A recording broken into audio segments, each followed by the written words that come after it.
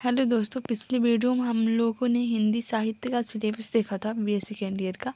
और इस वीडियो में आधुनिक युग गद्य साहित्य की पृष्ठभूमि एवं उदय के कारण देखेंगे। आधुनिक हिंदी गद्य साहित्य की पृष्ठभूमि एवं उदय के कारण। हिंदी गद्य का उद्भव एवं विकास कैसे हुआ। हिंदी गद्य का आविर्भाव 19वीं शताब्दी के नवजागरण में हुआ, जब हमारा देश मध्यकालीन रूढ़ियों से मुक्त हुआ, पश्चिम से आती हुई नवीन सांस्कृतिक चेतना को आत्मसात कर रहा था। नए आधुनिक विचारों, नवीन शिक्षा पद्धति और नए वैज्ञानिक आविष्कारों के प्रभाव हमारे सामाजिक जीवन में पड़ रहे थे, तथा साहित्य में उनकी प्रतिध्वनि स्वाभाविक थी। इस नवीन परिस्थितियों के साथ ही शासन संबंधी आवश्यकताएं भी गद्य के नवीन माध्यम की मांग कर रही थी। इस प्रकार 19वीं शताब्दी में आधुनिकता का संवाहक होकर हिंदी गद्य अवतरित हुआ। हिंदी गद्य के प्राचीनतम प्रयोग राजस्थानी और ब्रज भाषा में मिलते हैं। सबसे पहले राजस्थानी और ब्रज भाषा में हिंदी का गद्य का वो हुआ। राजस्थान गद्य हमें 10वीं शताब्दी के दानपत्रों, पट्टों, परवानों, टीकाओं व अनुवाद ग्रंथों में देखने को मिलता है। ब्रज भाषा में गद्य का सूत्रपात संवत 1400 के आसपास हुआ। कृष्ण भक्ति धारा के कवि भक्तों ने विकास और संवर्धन में विशेष योग दिया। उनकी 17वीं शताब्दी तक की लिखी हुई रचनाएं उपलब्ध हैं। उनमें गोस्वामी विठलनाथ का श्रृंगार रस मंडल, गोकुलनाथ जी के 84 वैष्णवन की वार्ता और 252 वैष्णवन नाथदास जी का अष्टयाम वैकुंठ मणि, शुक्ल का अगहन महात्मा व वैशाख महात्मा लल्लू लालकृत माधव विलास विशेष रूप से उल्लेखनीय है। इन्हीं के साथ टीकाओं की परंपरा भी चलती रही। खड़ी बोली गद्य के प्रथम दर्शन अकबर के अखबारी कवि गंग द्वारा लिखित चंद छंद वर्णन की बहिनमा नामक ग्रंथ और कुतवसतक और स्वामी प्राणनाथ के ग्रंथों में होते हैं। फिर हिंदी गद्य के उद्भव और विकास को 4 भागों में बांटा गया है। 4 भाग मतलब हिंदी गद्य का उद्भव विकास 4 से। सबसे पहला आता है भारतेंदु युग। 19वीं शताब्दी के मध्य में 2 और लेखक सामने आए, राधा शिव प्रसाद सितारे और हिंद। 1823 और 1895 में हिंदी गद्य का अरबी फारसी मिश्रित रूप प्रतिष्ठित करना चाहा और इसके विरुद्ध राजा लक्ष्मण सिंह ने 1826-96 विशुद्ध संस्कृत गर्भित हिंदी का प्रश्रय दिया।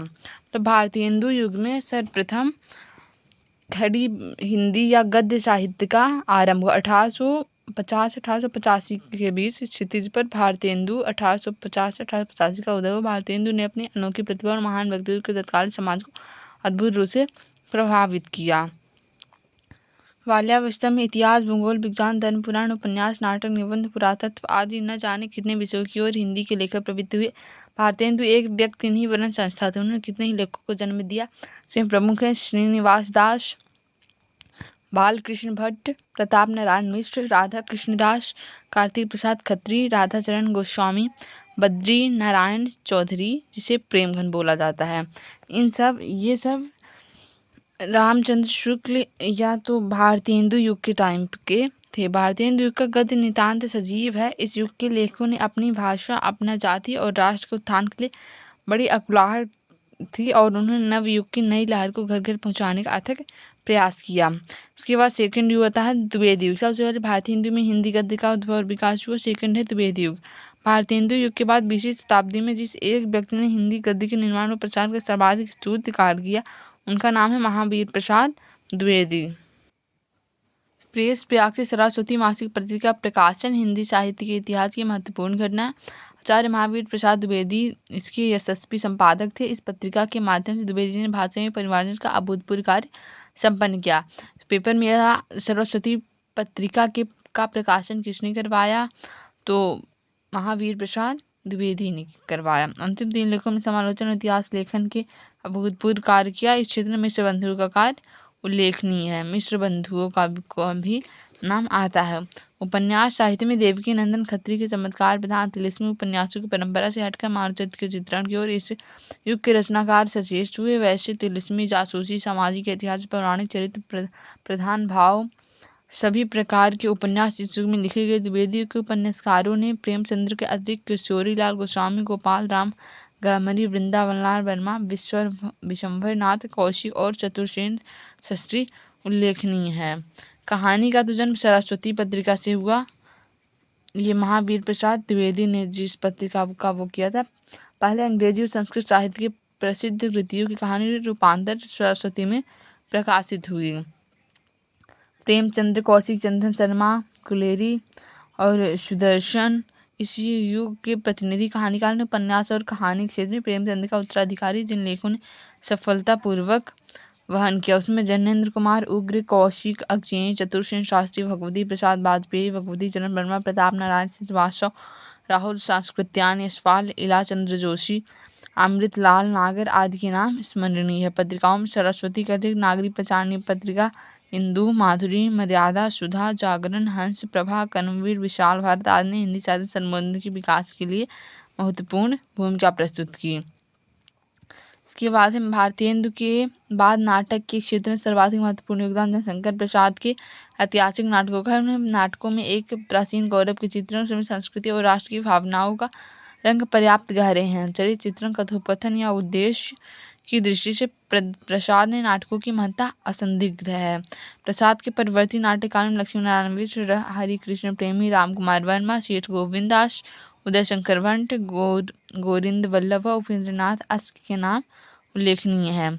छायावादी युग, द्विवेदी युग के बाद ही निगूढ़तम वृत्तियों को व्यक्त करने की क्षमता छायावादी युग के गद्य में दिखाई पड़ी। छायावाद कवियों ने अपनी अनोखी प्रतिभा और सृजन शक्ति से उसके लाक्षणिक, अलंकृत, प्रतीकात्मक और वक्रतापूर्ण स्वरूपों को उद्घाटित किया। प्रसाद, निराला, पंत, महादेवी वर्मा, दिनकर आदि ने अपने काव्य ग्रंथों की भूमिका व स्वतंत्र लेखों में एक नए आकर्षक गद्य का स्वरूप सामने रखा। इस युग में वियोगी हरि व स्वतंत्र लेखों में एक नए आकर्षक गद्य का स्वरूप सामने रखा। इस युग में वियोगी हरि, राय कृष्णदास और माखनलाल चतुर्वेदी ने भावुकता प्रधान गद्य के दर्शन हुए। समालोचना और इतिहास लेखन में आचार्य रामचंद्र सूद के विराट योगदान के पश्चात जिन व्यक्तियों ने सराहनीय कार्य किया उसमें नंदुलारे वाजपेयी, हजारी प्रसाद द्विवेदी, विश्वनाथ प्रसाद मिश्र और डॉक्टर नागेंद्र का नाम विशेष रूप से उल्लेखनीय है। परिवर्तित इतिहास लेखकों ने डॉक्टर राम कुमार वर्मा और लक्ष्मीनगर वासुदेव, डॉक्टर मोहन अवस्थी, डॉक्टर गणपति चंद्रगुप्त के नाम उल्लेखनीय हैं। इसके बाद आता है प्रगतिवादी युग। प्रगतिवादी युग में सहज, व्यवहारिक और अलंकार विहीन गद्य की प्रतिष्ठा हुई। उसमें भावुकतापूर्ण अभिव्यक्ति का स्थान स्वतंत्र और चुटीली उक्तियों ने लिया। डॉक्टर रामविलास वर्मा, शिवनंदन सिंह चौहान, प्रकाश चंद्र गुप्त इस युग के लेखक हैं। रेखा चित्रों संस्मरण लेखकों में पद्म सिंह शर्मा, बनारसी दास चतुर्वेदी, महादेवी वर्मा, राम वृक्ष बेनीपुरी, कन्हैया लाल मिश्र, प्रभाकर विशेष रूप से उल्लेखनीय है। हिंदी में इधर कुछ उत्कृष्ट साहित्यिक जीवन चरित्र और आत्मकथाएं प्रकाशित हुए। इसमें अमृत राय का कमल का सिपाही और डॉक्टर रामविलास शर्मा की निराला की साहित्य साधना उत्कृष्ट कृतियां हैं। आत्मकथाओं में डॉक्टर राजेंद्र प्रसाद की आत्मकथा के बाद पांडे, वेचन शर्मा, उग्र की अपनी खबर और बच्चन की क्या भूलने के याद करूँ और नीड़ का निर्माण कृतियां विशेष लोकप्रिय हुई। आधुनिक समय में निबंध, नाटक, कहानी, उपन्यास आदि के अतिरिक्त डायरी, रिपोर्टाज, फैंटेसी, रेडियो रूपक आदि कितनी ही नई विधाओं के अंतर्गत उत्तोत्तम साहित्य की रचना हो रही है। इसके अतिरिक्त विभिन्न विश्वविद्यालयों में प्रतिवर्ष जो शोध प्रबंध निकल रहे हैं उसके वैज्ञानिक विवेचन, विश्लेषण तथा मूल्यांकन के लिए पूर्ण सक्षम हिंदी गद्य का स्वरूप विकसित हो रहा है। तो हम लोगों ने इस वीडियो में हिंदी साहित्य का उद्भव एवं विकास देखा था। उनके विभिन्न लेखक मतलब किन लेखों के माध्यम से, किन पत्रिकाओं के माध्यम से, किन कहानियों के, किन नाटकों के माध्यम से हमारे हिंदी साहित्य का उद्भव और विकास हुआ। जिसमें गद्य पहले तो प्रिंटर वगैरह नहीं थे, तो पहले पद्य रचनाएं हुआ करती थी, लेकिन जब से प्रिंटर वगैरह आ गए, ये कवि आ गए, तब से हमारी गद्य रचनाएं आरंभ हो गई। धन्यवाद।